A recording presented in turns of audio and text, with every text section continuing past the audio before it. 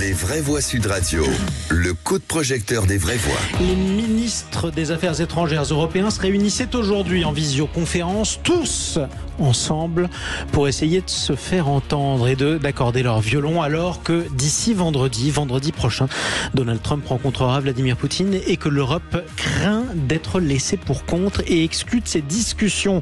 On va en parler, en débattre avec notre invité Christian Mallard, journaliste à I24 News notamment. L'Europe a-t-elle encore voix au chapitre? Vous disiez que non. Pourquoi? Parce que les Européens sont divisés. Pourtant, en quoi les Européens sont divisés pour vous, Christian Mallard, sur la question ukrainienne? Après tout, ils sont plutôt tous d'accord, à deux exceptions près, pour dénoncer l'invasion russe.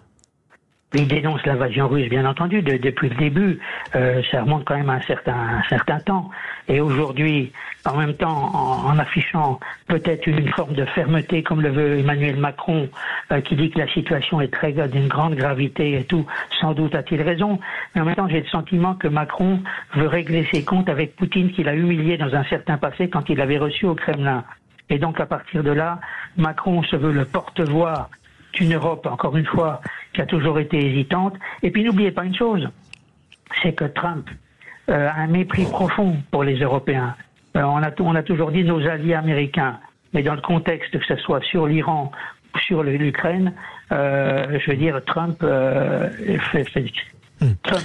Trump a dit que l'Union européenne était faite pour emmerder les États-Unis. Oui, le terme en anglais était screw, exactement, précisément. Donc on a des États-Unis qui se retrouvent anti-européens aujourd'hui, Anthony Martin-Smith.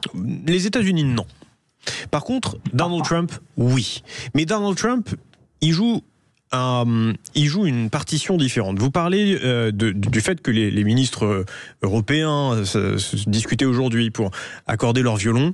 Lui, il n'en a rien à faire et rien à fiche de cet orchestre. Il joue une autre partition, la sienne. Il ne joue pas celle de l'histoire, comme il peut le dire. Il joue celle, non pas de la paix, mais de son prix Nobel. Lui, ce qui l'intéresse, c'est de dire « j'ai résolu le conflit en Iran ». Et Benyamin Netanyahou, je lui dis de se taire et il se tait. Et il pense qu'il peut faire pareil avec la Russie. Sauf que la Russie, ce n'est pas Israël. C'est quand même une toute autre histoire. Et je pense que Donald Trump, aujourd'hui, joue une bonne partition jusqu'au moment où il commencera à se faire balader par Poutine. Et là, par contre, quand il s'en rendra compte, il y a une seule chose qui l'anime, c'est l'orgueil, Donald Trump. Et donc, s'il se rend compte que Poutine continue de se fiche de lui, là, il pourrait changer complètement de registre. Mais qu'est-ce qui va se passer ? Vendredi, ils vont se rencontrer. Ils se rencontrent où d'ailleurs ? En Alaska. L'Alaska, ancien territoire russe en 1867 qui a été cédé aux États-Unis. Aux États-Unis, exactement. Donc là, Vladimir Poutine, il gagne. Il gagne d'autant plus qu'il revient sur la scène internationale. Juste petite parenthèse, pardon, parce que je l'ai beaucoup entendu, ça a fait polémique. En quoi c'est une victoire pour Vladimir Poutine que d'être reçu par Donald Trump en Alaska précisément ? Mais parce qu'il revient chez lui. Il revient au contact. Les États-Unis, par l'Alaska, est au contact de la Russie. Il revient aussi sur la scène internationale. Vendredi, les médias du monde entier vont se tourner vers, et nous aussi, vers ce que va dire Vladimir Poutine. Est-ce qu'il va accorder un deal ou non à Donald Trump ? Donald Trump, même un très mauvais deal, est un bon business pour lui. Alors, à l'instant d'ailleurs, Donald Trump a déclaré qu'il devrait y avoir ce qu'il appelle un échange de territoire entre l'Ukraine et la Russie pour faire avancer la paix. Oui, ça peut ressembler à quoi, Christian Mallard ? Mais moi, je ne sais pas sur un échange de territoire, parce que je n'imagine pas un seul instant les Américains ou Zelensky vouloir rendre les territoires à la Russie.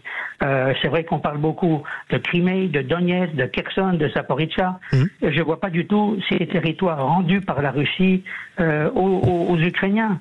Donc je crois qu'on se fait beaucoup d'illusions, on rêve tout haut. Et moi, je pense qu'encore une fois de plus, Poutine va être le grand master, si je puis dire, de la situation. J'ai eu la chance de le rencontrer 3 fois. Une fois en 2000, où il était en pleine guerre avec les Tchétchènes. En 2003, il était à la veille de la deuxième guerre du Golfe. Et puis en 2005, et j'ai le souvenir d'une déclaration qu'il m'avait faite dans une interview alors que j'étais à France 3, et il me disait « Attention, on touche plus à l'Ukraine et pas d'élargissement de l'OTAN. » Et ce sont des exigences qu'il va remettre sur la table aujourd'hui en disant « Moi, je suis le patron. » Et là-dessus, moi, je pense à une chose. Il y avait un président de la République française qui s'appelait Jacques Chirac. Et Chirac disait toujours il faut que les Russes intègrent la maison européenne. Je pense que tant qu'on n'a pas fait ce geste, on n'y arrivera pas. Poutine n'est pas l'ogre qu'on décrit régulièrement et tout.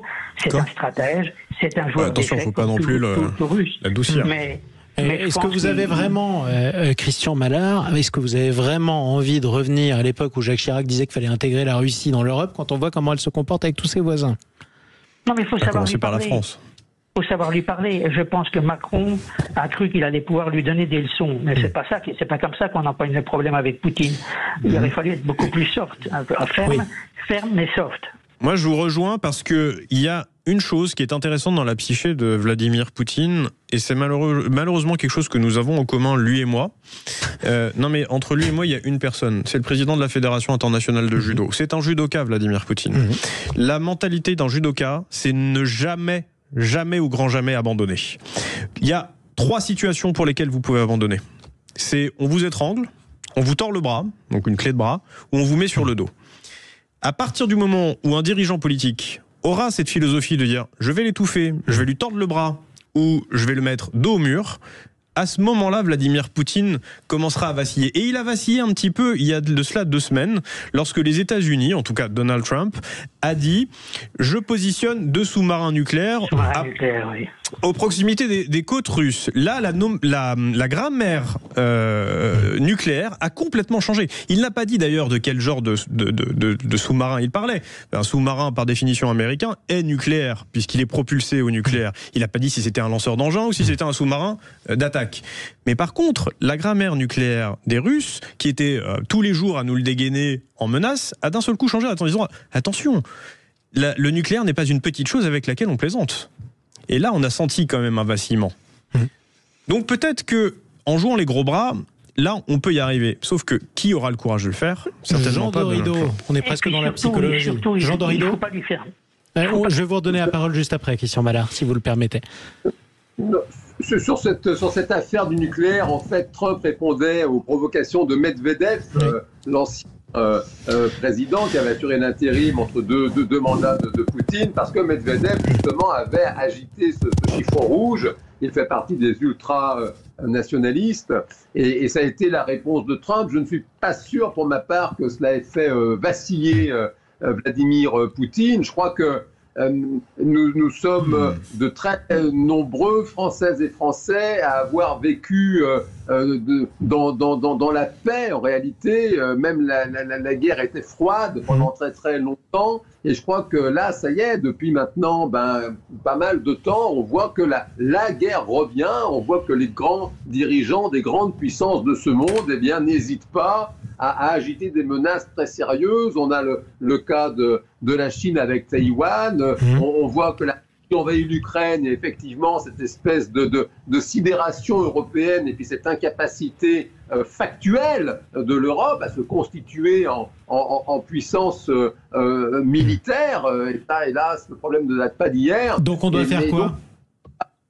Ça rebat les cartes, et c'est vrai, je rejoins votre invité, la voix de l'Europe ne porte pas, parce qu'en réalité... Donc on doit faire quoi, Jean Dorido, alors ? Pardon ? Donc on doit faire quoi ? On doit retrouver, avant de parler d'Europe, on doit retrouver la voix de la France, et notre président fait ce qu'il peut, parce que la seule voix, finalement, qui est audible en Europe, c'est la France, parce que la France est dotée de l'arme nucléaire. Et elle est membre permanent du Conseil de sécurité de l'ONU. Donc en réalité, c'est aussi à la France de faire son propre lobbying européen pour recréer un élan qui puisse donner une vraie voix diplomatique qui a du poids. Et pour le moment, ça n'est pas le cas, hélas. Philippe Bourriaki, et ensuite je redonne la parole à Christian Mallard. Trump est un mégalomane qui souhaite absolument avoir le prix Nobel de la paix. Donc par conséquent, les Européens, c'est accessoire pour lui. Je ne sais même pas s'il a conscience qu'on existe lorsqu'il est dans son délirium.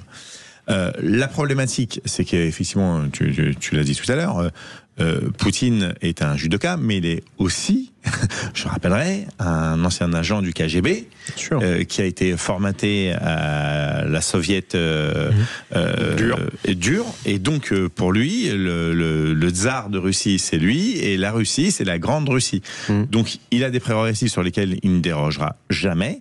Et si on ne lui met pas en face quelque chose qui ferait que l'opinion russe se retourne, parce que s'il y a 1 million ou 2 millions d'enfants qui finissent dans les tranchées ukrainiennes et qui disparaissent, là je peux vous assurer que les mamans russes, c'est comme toutes les mamans du monde, elles ne vous pardonneront pas d'avoir... Il y a déjà eu beaucoup de morts de toute façon dans cette guerre, y compris d'ailleurs déjà trop. Par définition, y compris du côté russe. Moi, ma crainte, c'est que Trump, voulant absolument son prix Nobel, est capable de vraiment sacrifier l'Ukraine. C'est-à-dire en leur coupant les communications, coupant les informations, coupant les renseignements, coupant l'armement. Là, il les avait réactivés, il pourrait les intensifier. Et donc, on a bien vu que, effectivement, c'est un businessman, et donc il a dit, moi, je veux les terres rares, et vous signez tout de suite, sinon, on a vu comment il a humilié Zelensky devant le monde entier, dans la Maison Blanche, c'est juste pas possible. Donc, il n'en a rien à faire de nous.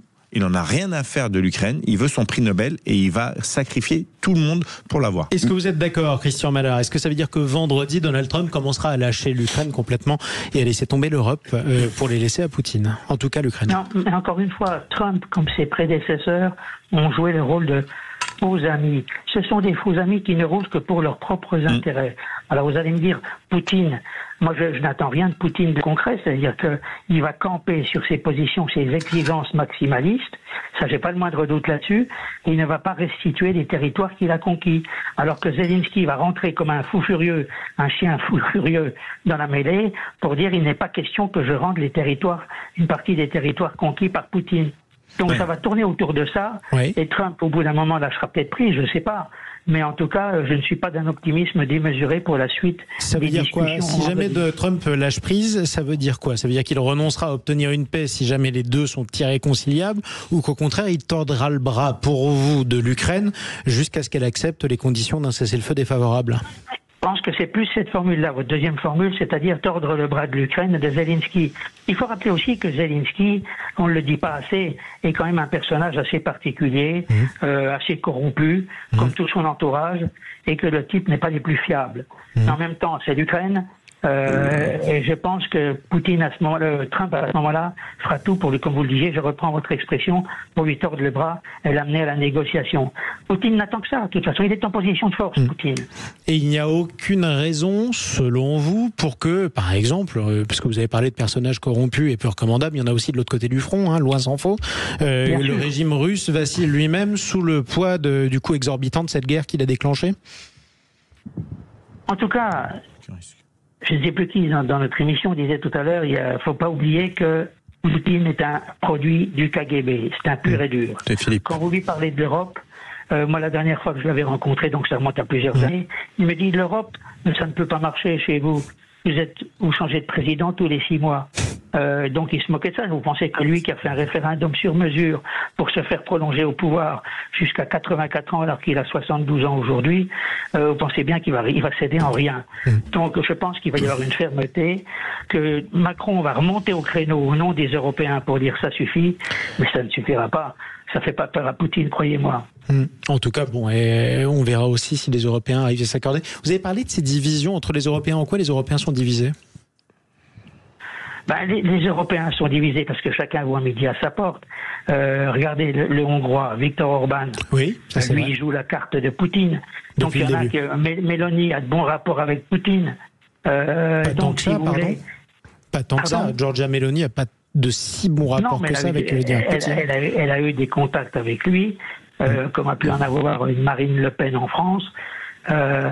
Ça n'aura pas rapporté grand-chose pour l'instant. Mais Emmanuel Macron aussi.